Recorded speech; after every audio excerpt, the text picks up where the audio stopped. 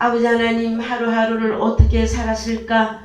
하나님 아버지 생각만 하여도 하나님의 그 은혜와 사랑 앞에 다시 한번 감사와 영광을 올려드립니다. 사랑하시는 아버지 하나님, 우리에게 하나님의 말씀을 열어주시고 또 그 말씀이 우리의 삶의 목표가 되게 하시며 또한 그 말씀이 우리로 영생을 얻게 하셨사오니 아버지 하나님, 오늘도 주님의 말씀을 열어 우리로 보게 하시고 듣게 하시고 깨닫게 하시사 하나님께서 주시는 그 평강이 우리 마음에 차고 넘칠 수 있도록 인도해 주시옵기를 주님 간절히 바라고 소망합니다. 아버지 하나님, 우리의 겉사람이 날마다 후패해 가지만 우리의 속사람이, 우리의 영과 우리의 생명이 하나님 앞에서 날마다 새롭게 변화되게 하시고 아버지 하나님, 그리스도의 장성한 분량으로 성장하고 커가면서 하나님을 더욱 기뻐하고 하나님과 동행하는 삶 속에서 언제나 아버지께 영광만이 되어지는 우리의 나머지 삶이 되어질 수 있도록 인도해 주시옵기를 주님 간절히 바라고 소망합니다. 사랑하시는 아버지 하나님, 우리 곁에서 천인이 만인이 쓰러지고 넘어질지라도 우리는 그리스도 예수 안에서 요동하지 않게 하시고 평안한 가운데 말씀 속에서 하나님을 의지하고 하나님만 바라보며 우리 속에 우리 주님께서 이루어 놓으신 그 평강 가운데서 아버지 하나님을 그리워하고 기대하면서 살아갈 수 있도록 인도하신 아버지께 감사를 드립니다. 사랑하시는 아버지 하나님, 오늘의 말씀에 더욱 은혜를 허락하여 주시옵시고 말씀이 깨달아질 때마다 아버지 하나님 화답할 수 있도록 우리의 영을 더욱 새롭게 해주시옵기를 간절히 바라고 소망합니다. 사랑의 교회를 지금까지 인도하신 하나님 아버지 감사를 드립니다. 내 이름 안에서 두세 사람이 모인 곳에 나도 그들과 함께 계신다 주께서 약속하시고 우리에게 확인시켜 주셨사오니 하나님 아버지, 오늘도 주님의 말씀으로 밝히 하나님의 나라를 보고 듣고 깨달을 수 있도록 인도하여 주시고 아버지 하나님, 그로 말미암아 우리가 한 주간의 또 삶을 기쁘고 감사함으로 살아드릴 수 있도록 인도하여 주시옵소서. 오늘의 모든 말씀을 주께 의지하고 주님이 말씀하시기를 간절히 바라고 소망할 때에 살아계신 예수 그리스도 이름 안에서 기도하였습니다. 아멘. 예, 오늘 말씀 고린도전서 1장 1절에서 3절입니다. 예, 고린도전서 1장 1절에서 3절 다 같이 읽겠습니다. 하나님의 뜻을 따라 그리스도 예수의 사도로 부르심을 입은 바울과 및 형제 소스데네는 고린도에 있는 하나님의 교회 곧 그리스도 예수 안에서 거룩하여지고 성도라 부르심을 입은 자들과 또 각처에서 우리의 주 곧 저희와 우리의 주 되신 예수 그리스도의 이름을 부르는 모든 자들에게 하나님 우리 아버지와 주 예수 그리스도로 쫓아 은혜와 평강이 있기를 원하노라. 예, 아멘. 예, 사랑하는 성도 여러분, 한 주간 잘 지내셨습니까? 예, 저희들이 계속해서 고린도전서에 서론에 들어가는 1장 1절에서 3절의 말씀 속에서 은혜를 받고 있습니다. 오늘은 고린도전서 1장 3절에서 하나님 우리 아버지와 주 예수 그리스도로 쫓아 은혜와 평강이 있기를 원하노라 할 때에 평강에 대한 말씀으로 은혜 받기를 먼저 원합니다. 그래서 먼저 이 단어의 뜻을 우리가 잠깐 살펴보시자면 평강이라고 하는 이 단어의 원어 성경의 뜻은 헬라어로 에이레네입니다. 에이레네. 이 에이레네는 기본 그 의미가 결합하다입니다. 결합. 그래서 우리가 알고 있는 평강, 평안, 평화 이 개념도 크지만 하나가 됨, 결합하다, 하나가 되다, 그 다음에 안식, 다시 하나가 되다.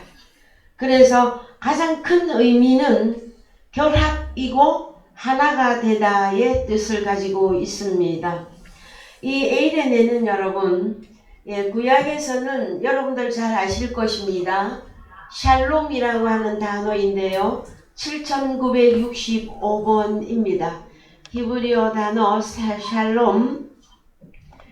예. 7965번.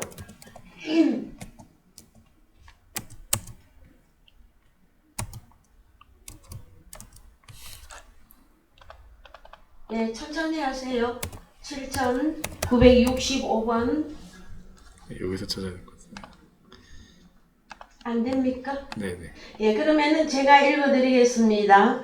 구약의 샬롬이라고 하는 이 단어는 뜻이 행복한, 정다운, 이런 뜻을 평안, 평화로운 이런 뜻을 가지고 있는데 구약의 샬롬은 예, 인사의 개념이 큽니다. 우리가 왜 우리나라 말로 안녕하세요 히브리어로 샬롬입니다.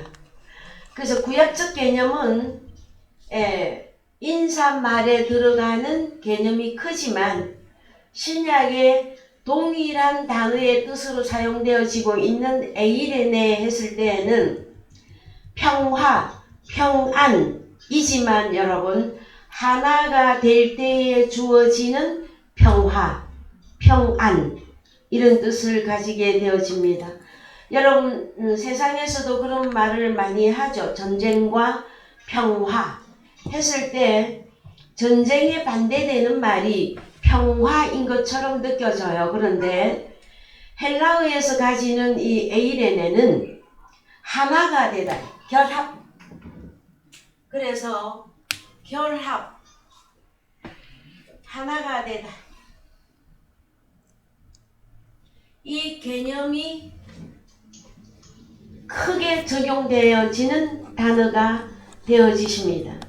그래서 먼저 구약에서 샬롬 에이레네라고 하는 이 단어의 내용이 어떤 부분이 있는지 잠깐 살펴보시겠습니다. 시편 29편 11절입니다. 시편 29편 11절.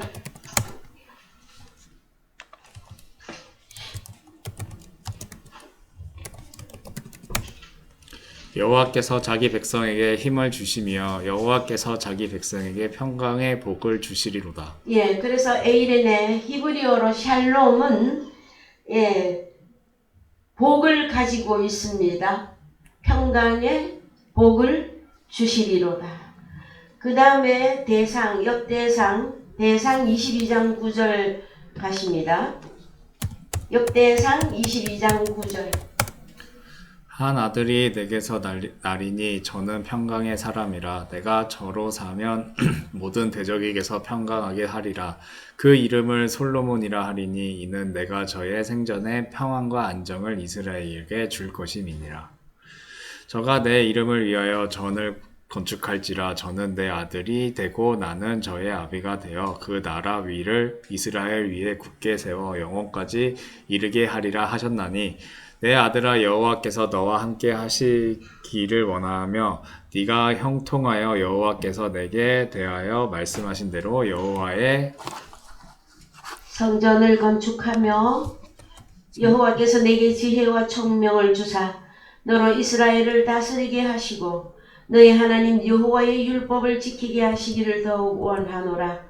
네가 만일 여호와께서 모세로 이스라엘에게 명하신 모든 율례와 규례를 삼가 행하면 형통하리니 강하고 담대하여 두려워 말고 놀라지 말지어다. 그래서 구약의 역대 왕들 중에 솔로몬이라고 하는 그 왕의 이름 자체가 여러분 평강입니다. 샬롬입니다. 그런데 특히 솔로몬 왕은 여러분 특징적으로 우리가 평화라고 하는 이 단어가 들어갈 때에는 특별히 어떤 것하고 연결을 하셔야 되느냐 하면은 10절에서 저가 내 이름을 위하여 성전을 건축할지라. 그래서 여러분 에이레네는 구약의 샬롬이고 신약 헬라어로는 에이레네인데 이 두 단어가 가지고 있는 특별한 의미는 구약에서는 거의 개념이 인사적인 개념이라고 하였습니다. 그러나 신약의 에이렌의 평안은 결합하고 하나가 되다 하는 개념이 아주 크게 가지고 있습니다. 그 다음에 이 에이렌의 평화했을 때에는 성전을 건축한다. 성전 건축, 그 다음에 집, 성전은 조그만한 의미로 이야기하면 집이 하나님의 집, 집의 개념이 들어갑니다. 이 부분을 여러분들이 잘 유념해서 말씀을 보시면 좋을 것 같습니다. 여러분이 잘 아시는 대로 다윗은 주님의 하나님의 마음에 합한 자였었고, 다윗은 역대 왕들 중에 참 유명하기도 하지만 하나님이 세운 왕이 다윗 왕입니다, 여러분. 그래서 예수 그리스도가 마태복음에서 다윗의 혈통에서 다윗의 후손으로 태어나게 되어지는데, 왜 다윗은 다윗을 통해서 성전 건축과 이 집이 건축이 되어지지 아니하고 솔로몬을 통해서 성전 건축을 완성을 하는지에 대한 이 내용을 여러분들이 좀 이해하시는 게 좋을 것 같아요. 그래서 역대상 22장에 한 7절 열어봅시다. 6절. 다윗이 그 아들 솔로몬을 불러 이스라엘 하나님 여호와를 위하여 성전을 건축하기를 부탁하여 이르되, 내 아들아, 나는 내 하나님 여호와의 이름을 위하여 성전을 건축할 마음이 있었으나 여호와의 말씀이 내게 임하여 이르시되, 너는 피를 심히 많이 흘렸고 크게 전쟁하였느니라. 네가 내 앞에서 땅에 피를 많이 흘렸은즉 내 이름을 위하여 성전을 건축하지 못하리라. 이유는 이 내용입니다. 다윗은 어떻게 했다? 전쟁을 크게 많이 한 왕으로서 하나님의 성전을 건축하기에는 합당치가 않다. 그래서 다윗의 아들 솔로몬을 통해서, 솔로몬은 이름이 평화라고 하는 이름이에요. 그 솔로몬을 통해서 성전을 건축하게 하시는 것이 하나님의 어떤 역사적인 뜻이 되어집니다. 이사야서 9장 6절 가시겠습니다. 이사야 9장 6절. 이는 한 아기가 우리에게 낳고 한 아들을 우리에게서 주신 바 되었는데 그 어깨에는 정사를 메었고 그 이름은 기묘자라 모사라 전능하신 하나님이라 영존하시는 아버지라 평강의 왕이라 할 것임이라. 그 정사와 평강의 더함이 무궁하며 또 다윗의 위에 앉아서 그 나라를 굳게 세우고 자금 이후 영원토록 공평과 정의로 그것을 보존하실 것이라. 만군의 여호와의 열심히 이를 이루시리라. 이사야서에서 예언하고 있는 이 한 아기가 누구입니까, 여러분? 한 아기가 우리에게 낳고 한 아들을 우리에게 주신 바 되었는데 그 어깨에는 정사를 메었고 이름은 기묘자 모사라 전능하신 하나님이라. 이분이 누구입니까, 여러분? 신약의 예수 그리스도, 아기 예수 그리스도로 탄생하시고 그가 평강의 왕으로서 등극하게 되어집니다. 그랬을 때에 6절에 원어 성경에 가서 보시면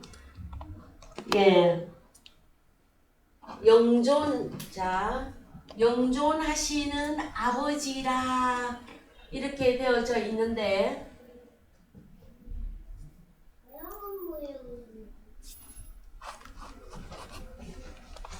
잠깐만요. 제가 잠깐 살펴보겠습니다.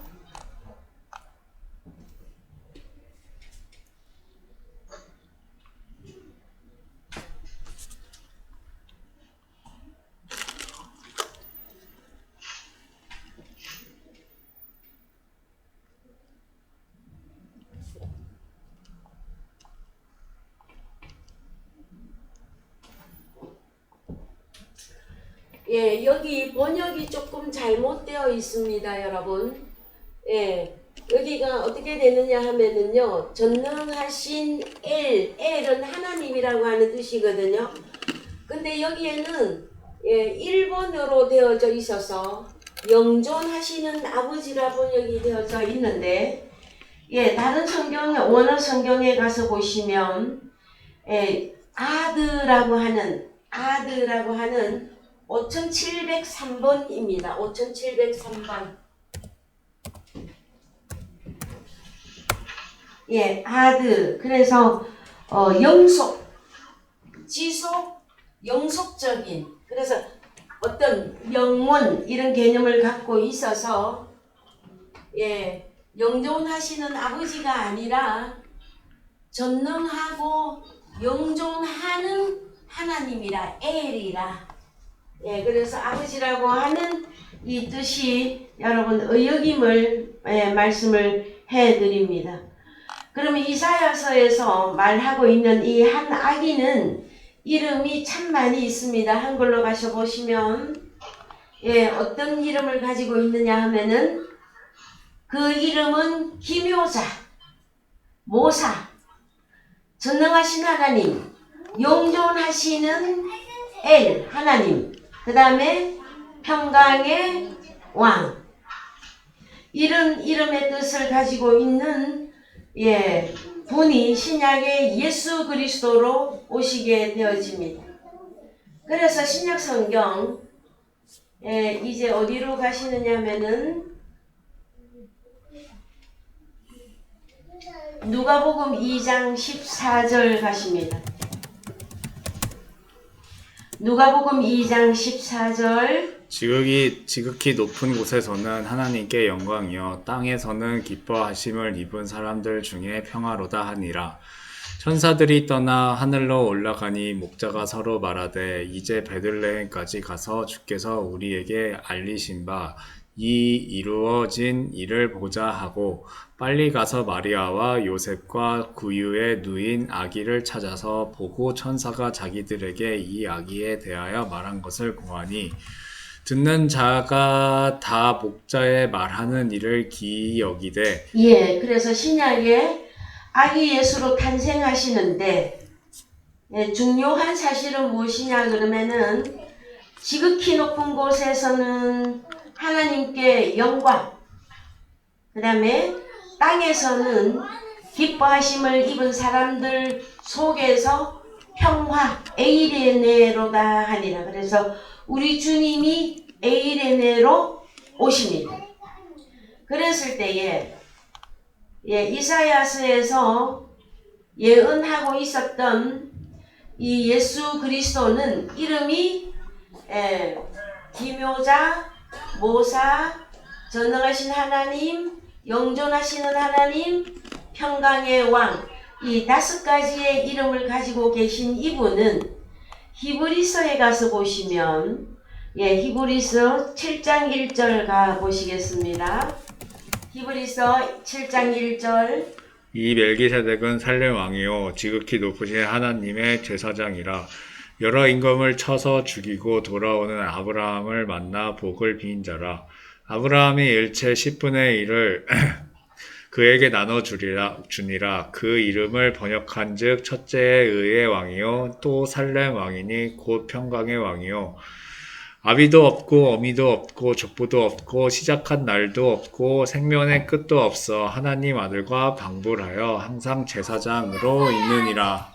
그러면은 이 멜기세덱은 다른 말로 살렘 왕이고 그 다음에 의의 왕이고 평강의 왕이면 이사야서 9장 6절 이하에서 예언하고 계셨던 기묘자, 모사, 전능하시는 하나님, 영존하시는 하나님, 평강의 왕이라고 하는 그분으로 오셨는데 그분의 이름이 히브리서에서는 여러분 멜기세덱을 쓰고 있습니다.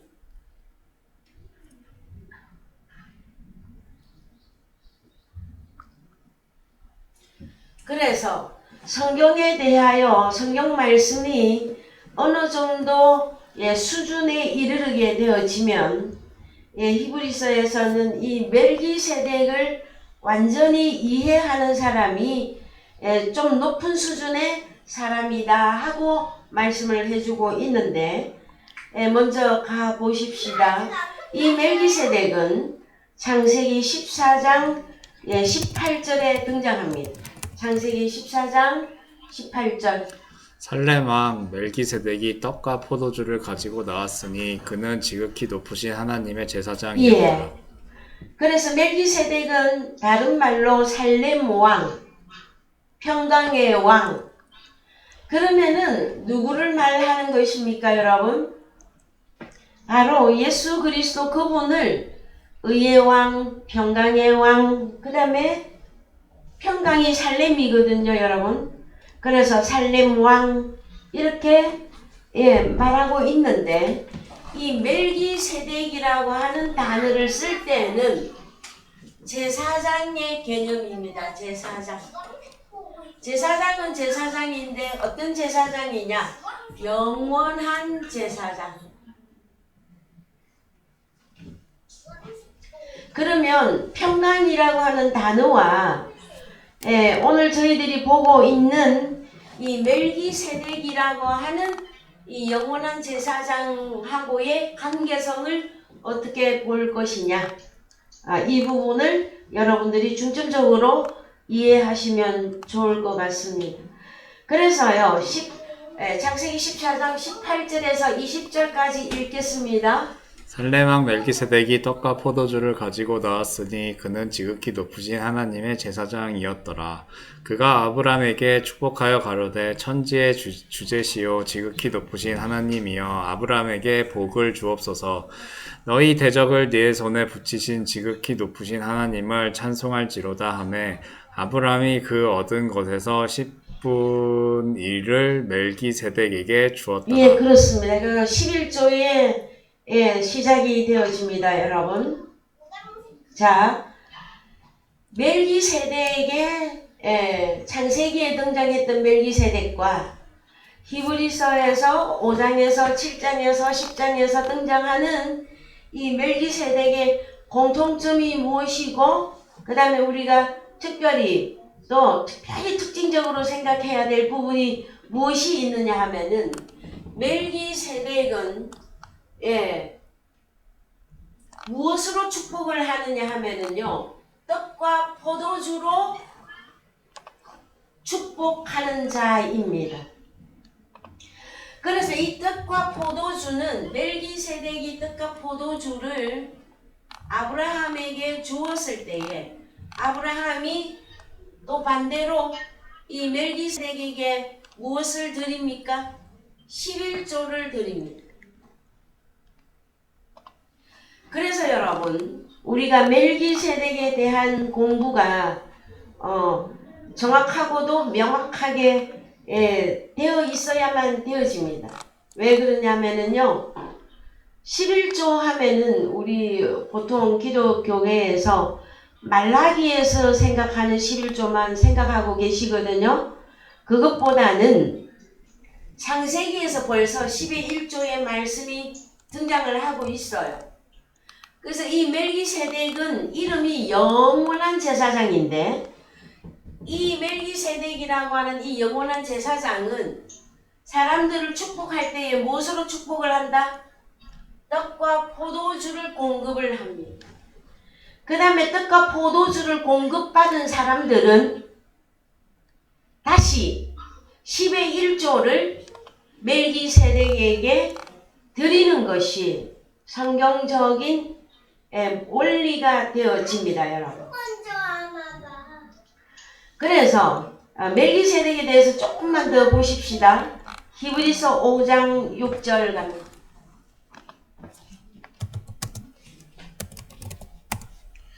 또한 이와 같이 다른데 말씀하시되 네가 영원히 멜기세덱의 반차를 쫓는 제사장이라 하셨으니 그는 육체에 계실 때에 자기를 죽음에서 능히 구원하실 이에게 심한 통곡과 눈물로 간구와 소원을 올렸고 그의 경외하심을 인하여 들으심을 얻었느니라. 그가 아들이시라도 받으신 고난으로 순종함을 배워서 온전하게 되었은즉 자기를 순종하는 모든 자에게 영원한 구원의 근원이 되시고 하나님께 멜기세덱의 반차를 쫓는 제사장이라 칭하심을 받았느니라. 예, 여기서 중요한 게 무엇이냐 그러면은요, 우리 주님이 아기 예수 그리스도로 탄생했어요. 그 다음에 멜기세덱이라고 하는 영원한 제사장으로서의 완벽한 등극은 언제 이루어지느냐 하면은, 그가 아들이시라도 받으신 고난으로 순종함을 배워서 온전하게 되었은즉, 즉 십자가 사건을 완성하였을 때에 그 이후에 우리 주님이 멜기세덱의 반차를 쫓은 영원한 제사장으로 등극이 되어집니다. 여러분. 자, 공간복음에서는 우리 주님이 유다 지파 제사장으로 아기 예수로 탄생하셨어요. 근데 멜기세덱이라고 하는, 그래서 제목이 영원한, 영속적인 이 개념이 딱 들어갈 때에는 언제부터 적용이 되어지느냐 하면은 예수 그리스도의 십자가의 죽으심, 그 다음에 부활 이후에 멜기세덱이라고 하는 이름을 붙인다라는 거예요. 그래야만이 영원한 제사장이라 말씀하셔요. 그래서 오늘의 제목이 무엇이냐 그러면은, 자, 사도 바울을 통해서 은혜와 평강이 너희에게 있기를 원하노라. 바울 서신 서두의 인사 말씀이고 축원의 말씀이신데, 이 평강이 가지는 시대적인 그 구원의 흐름의 가장 중요한 부분이 무엇이냐 그러면은, 바울 서신에서 평강의 하나님이다 할 때에 가장 핵심이 무엇이다? 결합이에요. 결합. 그 다음에 하나가 되다예요. 그러면은 성경에서 예수 그리스도가 다른 말로 평강의 왕이고 살렘 왕이고 의의 왕이고, 그런데 그분이 나와 하나를 완전히 이루는 그때가 언제냐? 이때 에이레네라고 하는 단어를 쓰는데, 언제 우리는 이 예수 그리스도와 완전하게 결합하느냐예요. 언제 결합하느냐? 요한복음 14장 1절 갑니다. 요한복음 14장 1절. 너희는 마음에 근심하지 말라. 하나님을 믿으니 또 나를 믿으라. 내 아버지 집에 거할 곳이 많도다. 그렇지 않으면 너희에게 일렀으리라. 내가 너희를 위하여 처소를 예비하러 가노니 가서 너희를 위하여 처소를 예비하면 내가 다시 와서 너희를 내게로 영접하여 나 있는 곳에 너희도 있게 하리라. 그렇습니다. 그래서요, 나도 내가 다시 와서 너희와 영원히 임마누엘, 그래서 결합하고 하나가 되는 이때가 언제냐? 처소. 처소는 다른 말로 뭡니까 여러분? 성전 건축이며 집이거든요. 그래서 처소를 예비하는 그때에 에이레네가 되어지는 것입니다. 여러분. 여기까지 여러분 이해가 되셨습니까? 그러면은 언제 너희는 마음에 근심하지 말라. 내 아버지 집에 거할 곳이 많다.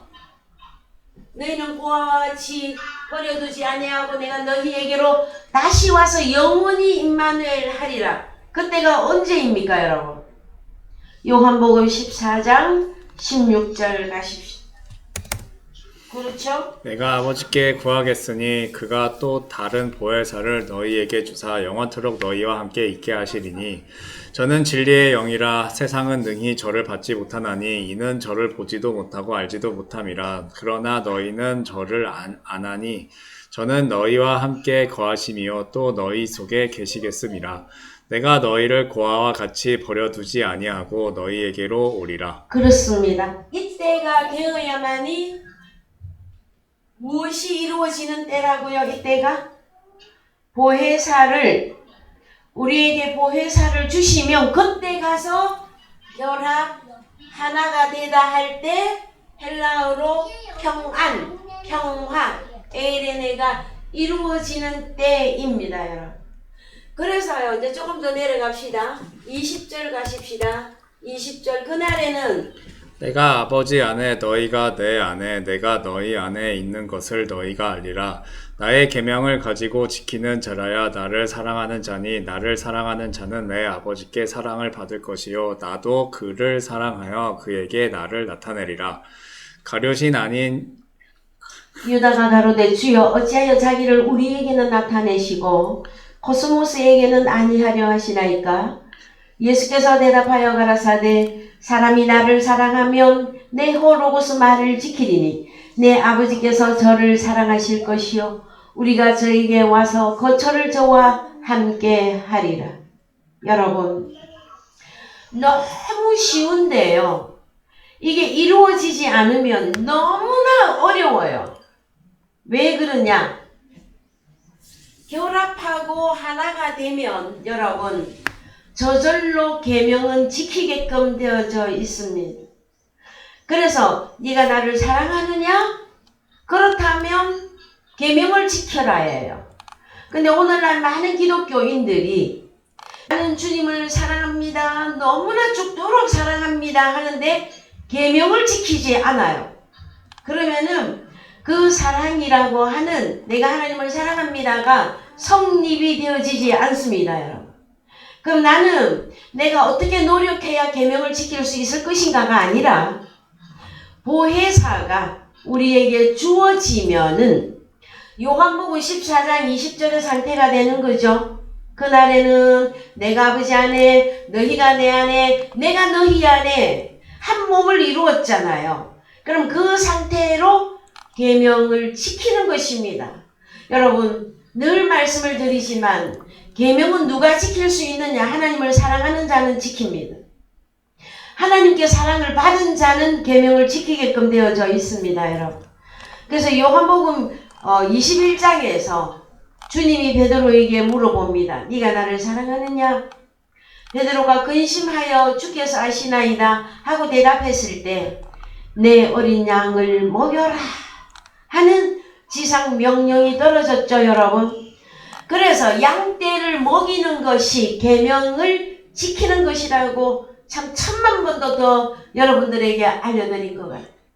그래서 여러분 결합하다 하나가 되다는 단순히 전쟁과 평화 해갖고 전쟁에 반대되는 말이 평화, 내 마음이 평안해요, 안식을 누리고 있어요, 이 정도의 수준을 말하는 것이 아닙니다, 여러분. 보혜사를 통해서 우리가 완전히 하나님과 결합하고 하나님과 하나가 되어지고 나면 집이 이루어진단 말이에요. 집이. 그래서 이 집이 이루어진 자들은 여러분 계명을 반드시 지킵니다. 왜냐하면 계명을 지키는 그에게 그 사람에게 주님이 와서 거처를 저와 함께 하리라. 이때 임마누엘이에요, 여러분. 그 사람들은 임마누엘을 참 말 잘해요. 임마누엘 하나님이 우리와 함께 계시다 말씀은 너무나 잘 하는데 과연 성경대로 이렇게 이루어져 있느냐? 이 부분에는 저는 퀘스천 마크를 들 수밖에 없습니다.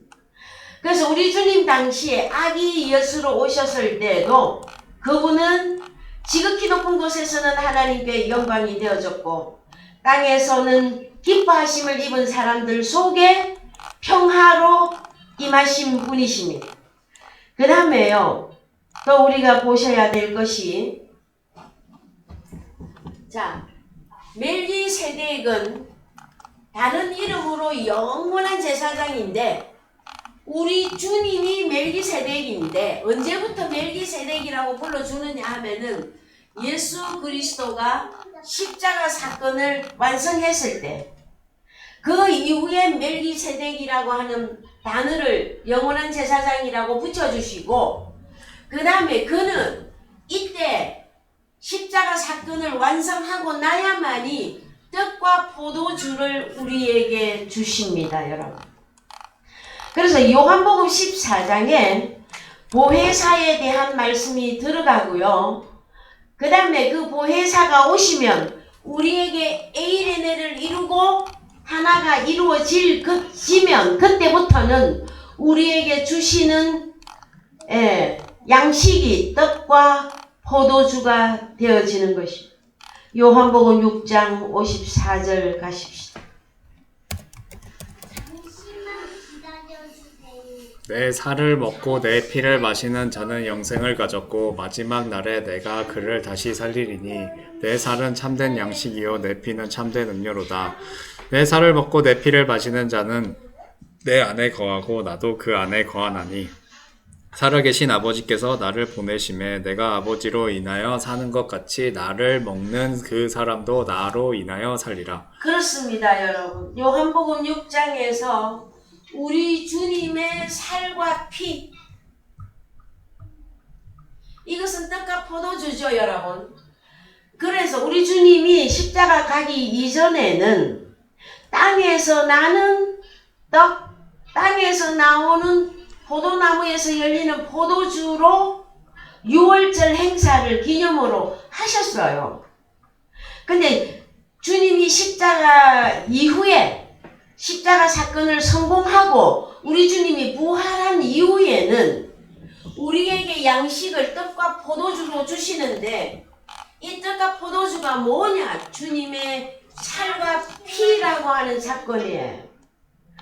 그래서 우리 주님의 이 살과 피는 어디서 먹느냐 하면은요, 58절도 보십시다. 제가 읽을게요. 이것은 하늘로서 내려온 떡이니 사람 조상들이 먹고도 죽은 그것과 같이 아니하여 이 떡을 먹는 자는 영원히 살리라. 59절. 이 말씀은 예수께서 가버나움 회당에서 가르치실 때 하셨느니라. 제자 중 여럿이 듣고 말하되, 자, 제자 중에 여럿입니다, 여러분. 그래서 주님을 열심히 따라다녔던 3년 반 동안 열심히 따라다녔던 제자 중에 여럿이 듣고 말하되 이 말씀은 어렵도다. 여러분, 멜기세덱을 이해하려면 기본적인 성경이 다 풀어져야 돼요. 그 다음에 또 뭐라고 말하느냐? 수없이 교회를 다니고 말씀을 들었어도 살과 피에 대한 하늘로서 내려오는 하늘로서 내리는 양식에 대한 말씀이 증거가 되면 많은 사람들이 떠나갑니다. 이 말씀은 어떻다?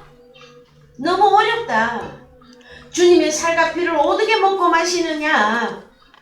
그래서요, 요한복음 6장 63절에서 자, 살리는 것은 영이니 육은 무익하니라. 내가 너희에게 이르는 말이 타르마타죠, 여러분. 영이요 생명이라. 그래서 이 살과 피는 양식인데 이걸 63절에서는 무엇이라고 말합니까? 내가 너희에게 이른 말 타르마타. 이것이 무엇이다? 영과 생명의 말씀이 내 살이고 내 피다 하고 말씀해 주시는 것이에요.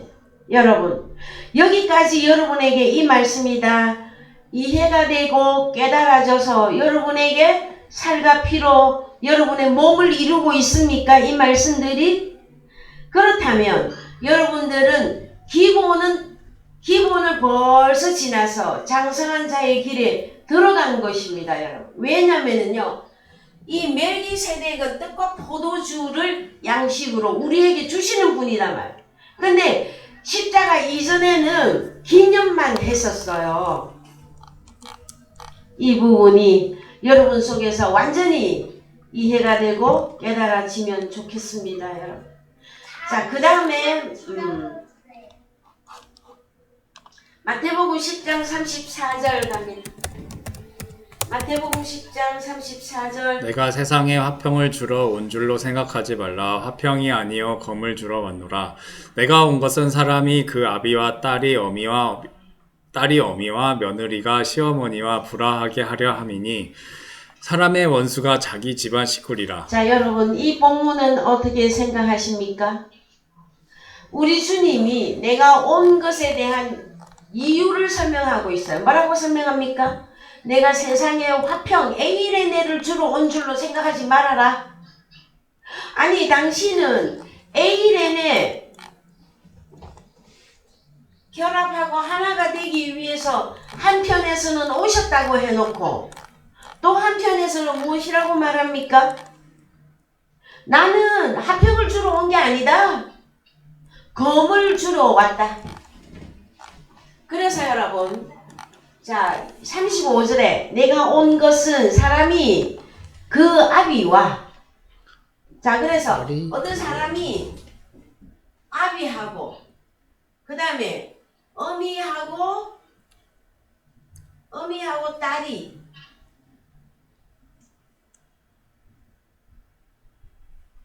그 다음에 며느리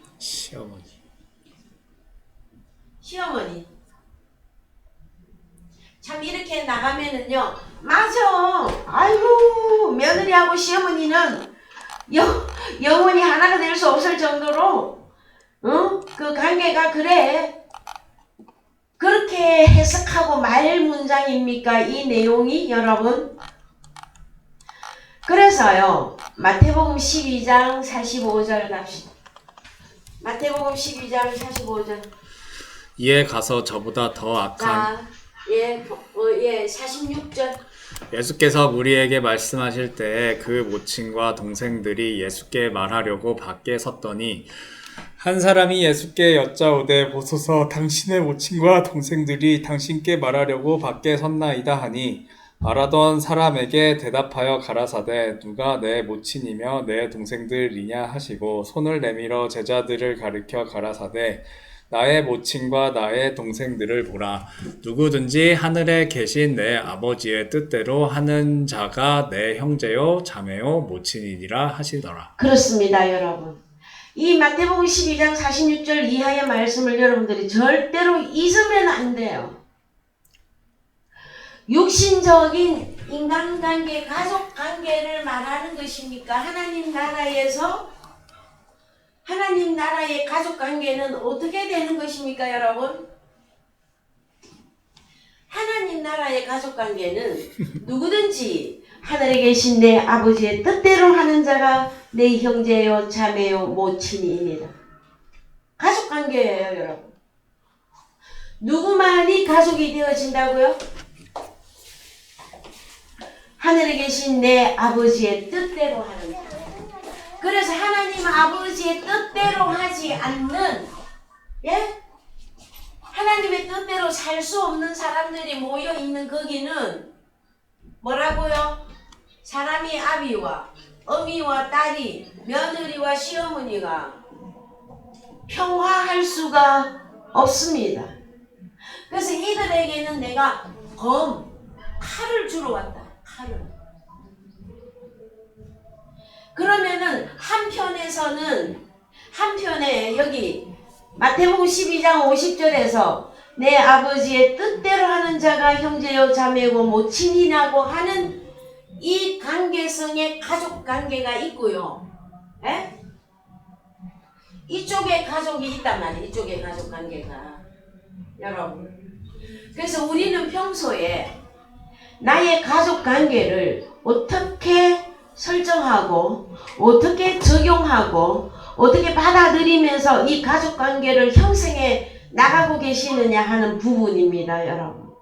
여러분은 진심으로 하나님의 뜻대로 하는 자들이 여러분의 형제요 자매요 모친이 맞습니까? 그래서 사람들은 오해를 해요. 우리 예수님에 대해서. 아이고 예수님은 사랑이라면서요. 그런데 왜 우리한테 화내요? 왜 우리한테 무조건적으로 잘 안 해줘요? 막 너무 억지 부리는 사람들 저는 너무너무 많이 만나봐요. 여러분, 우리 주님이 바리새인과 서기관 제사장들에게 우리 주님이 막 무조건적으로 잘 해주셨습니까 여러분? 심지어 이 독사의 새끼들아 하고까지 저주의 말씀도 하신 분이 우리 주님이에요. 그래서 우리 주님은 분명한 진리를 가지고 계시는데 그분 자신이 에이레네예요. 그런데 그분 자신이 어떤 사람들 속에서는 가족을 만들지만 어떤 사람들 속에서는 금이 되어서 칼이 되어서 그들을 심판할 수밖에 없는 분이 우리가 사랑하는 예수 그리스도 그분이십니다, 여러분. 그래서요, 에이레네의 현실화, 결합하다 하나가 되다는 보혜사가 주어졌을 때 그 이후에 이루어지는 말씀으로서 요한복음 14장 25절부터 봅시다. 요한복음 14장 25절. 내가 아직 너희와 함께 있어서 이 말을 너희에게 하였거니와 보혜사 곧 아버지께서 내 이름으로 보내실 성령 그가 너희에게 모든 것을 가르치시고 내가 너희에게 말한 모든 것을 생각나게 하시리라. 평안을 너희에게 끼치노니 곧 나의 평안을 너희에게 주노라. 내가 너희에게 주는 것은 세상이 주는 것 같지 아니하니라. 너희는 마음에 근심도 말고 두려워하지도 말라. 왜요? 평안을 우리가 받으면 왜 근심하고 걱정도 말고 두려워하지도 않아도 되는 것입니까, 여러분? 아버지 하나님과 예수 그리스도와 내가 하나로 결합해서 영원히 임마누엘 하기 때문에 두려워하거나 근심하지도 말아라 하고 말씀해 주시는 것입니다, 여러분. 그래서 이 보혜사 파라클레토스와 에이레네 이 단어는 직접적인 연관관계를 갖고 있는 것입니다, 여러분. 그래서요, 요한복음 20장 19절 갑니다.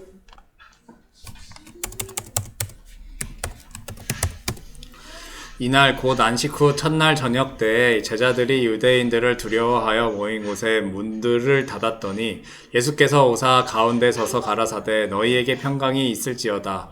이 말씀을 하시고 손과 옆구리를 시니 제자들이 주를 보고 기뻐하더라. 예수께서 또 가라사대 너희에게 평강이 있을지어다. 아버지께서 나를 보내신 것 같이 나도 너희를 보내노라. 이 말씀을 하시고 저희를 향하사 숨을 내쉬며 가라사대 성령을 받으라. 너희가 누구의 죄든지 사하면 사하여질 것이요 누구의 죄든지 그대로 두면 그대로 있으리라 그렇습니다. 그래서 여러분 요한복음 20장에서 우리 주님이 숨을 내쉬며 가라사대 성령을 받으라 하고 말씀하셨으나 이 성령은 언제 임하십니까? 사도행전에 가야 성령이 임하십니다. 그러면 성령을 받았던 제자들은 누구의 죄를 사해 줄 수 있는 제사장의 직분을 부여받게 되어집니다. 오늘날 저희들도 보혜사로부터 보혜사 성령이 우리에게 임하여서 우리가 하나님과 하나가 되고 났더니 우리는 무엇을 할 수가 있느냐? 누구의 죄든지 사해 줄 수가 있게 되어졌어요. 주기도문에서 우리가 우리에게 죄 지은 자를 사하여 준 것 같이 우리 죄를 사하여 주옵시고. 그래서 여러분 복음을 증거한다고 하는 사건은 사람들의 죄를 사하여 주는 일입니다. 우리나라의 과거에 어떤 아주 오래된 드라마였었는데요. 그런 드라마에서 사랑하는 연인을 보고 너의 죄를 사하노라 이런 그 드라마가 있었어. 그런데 성경에서는 누구만이 죄를 사해 줄 수가 있느냐? 멜기세덱의 반차를 쫓은 영원한 제사장이라야만이 죄를 사해 줄 수가 있는 것입니다. 그러면 우리 주님이 멜기세덱의 영원한 제사장이고 우리 또한 히브리서에서 너희도 영원한 제사장들이다 한단 말이에요. 제사장들이 하는 일은 여러분 죄를 사하여 주는 것입니다. 그럼 오늘 우리가 어떤 사람들의 머리에 안수하면서 너의 죄를 사하노라 한다고 사하여지는 게 아니에요. 그것이 아니라 우리가 주님의 영원한 주님과 하나됨으로 우리가 떡과 포도주, 즉 말해서 주님의 살과 피를 많은 사람들에게 공급을 해줄 때에 주님의 살과 피는 말씀이었었죠, 여러분. 영과 생명의 말씀. 그 말씀을 증거할 때에 죄 사함이 일어난다고 하는 내용입니다, 여러분. 자, 그래서 자, 로마서 3장 17절 갑니다. 롬 3장 17절. 평강의 길을 알지 못하였고 저희 눈앞에 하나님을 두려워함이 없느니라 함과 예, 같으니. 그래서요. 위로 쭉 올라가다가 보면 이렇게요? 아니 제가 반대로 말했나요? 예, 조금만 더요. 자, 죄인 10절부터 제가 빨리 읽을게요. 기록한 바 의인은 없나니 하나도 없으며 깨닫는 자도 없고 하나님을 찾는 자도 없고 나 치우쳐 한 가지로 무익하게 되고 선을 행하는 자는 없나니 하나도 없도다. 여러분, 하나님의 뜻은 선을 행하는 거였죠. 근데 로마서 3장이 될 때까지 의인은 하나도 없다고 선포하고 있어요. 그 다음에 저희 목구멍은 열린 무덤이요 그 혀로는 속임을 베풀며 그 입술에는 독사의 독이 있고 그 입에는 저주와 악독이 가득하고 그 발은 피 흘리는데 빠른지라. 파멸과 고생이 그 길에 있어 평강의 길을 알지 못했다. 이 여기에 속한 사람들은 다 누구다? 죄인들입니다. 율법 아래에 있는 죄인들. 다시 말해서 혈과 육으로 하나님의 나라를 받을 수 없는 자들이었어요. 그래서 오늘날 우리가 내 재산 받고서 예수를 안 뒤 나의 모든 것 다 변했네 하려면 보혜사가 오셔서 주님이 나와 결합함으로 주님과 내가 하나가 됨으로 이 평강의 길을 찾아야만 되는 것입니다, 여러분. 그래야만이 하나님의 나라가 내 것이 되어졌으며 우리 또한 주님과 한 가지로 의의 왕으로서 평강의 왕으로서 살렘 왕들로서의 우리의 사역을 잘 감당할 수가 있는 것입니다. 에베소서 2장 14절 이하 말씀 읽고 오늘의 말씀을 마무리하겠습니다. 4장 2절이요. 2장 14절. 그는 우리의 화평이신지라. 예, 에이레네이신지라. 누구? 예수 그리스도는 우리의 에이레네의 존재이신지라. 둘로 하나를 만드사 중간에 막힌 담을 허시고 원수된 것 곧 의문에 속한 계명의 율법을 자기 육체로 폐하셨으니 이는 이 둘로 자기의 안에서 한 세 사람을 지어 화평하게 에이레네하게 하시고 결합하고 하나가 되게 하시고 또 십자가로 이 둘을 한 몸으로 하나님과 화목하게 하려 하심이라. 원수된 것을 십자가로 소멸하시고 또 오셔서 먼 데 있는 너희에게 평안을 전하고 가까운 데 있는 자들에게 에이레네 평안을 전하셨으니 이는 저런 말마 우리 둘이 누구 둘이? 주님과 내가 한 성령 안에서 아버지께 나아감을 얻게 하려 하심이라. 결론입니다, 여러분. 에이레네의 결론. 그래서 여러분 그렇게까지 강조하면서 저는 여러분들에게 외치는 것입니다. 여러분들에게는 보혜사 파라클레토스가 여러분에게 임하여 임마누엘 하고 계십니까? 그렇다면 우리는 더 이상 인생이 아닙니다. 어떻게 된 사람들입니까?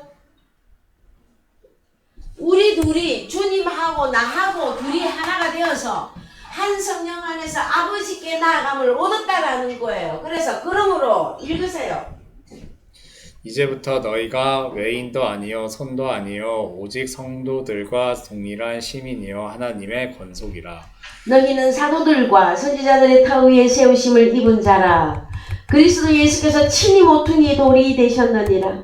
그의 안에서 건물마다 서로 연결하여 주 안에서 성전이 되어가고 너희도 성령 안에서 하나님의 거하실 처소가 되기 위하여 예수 안에서 함께 지어져 가느니라. 여러분, 샬롬, 에이레네는 직접적으로 무엇이라고요? 처소. 여러분, 하나님의 집으로 여러분들은 이루어져 가고 있으며 이루어졌으며 그 다음에 거룩한 왕들로서 제사장들로서 죄사함을 선포하는 하나님의 아들로서의 삶을 영유해 주시기를 주님의 이름으로 축원드립니다. 다같이 찬송가 473장 부르시겠습니다.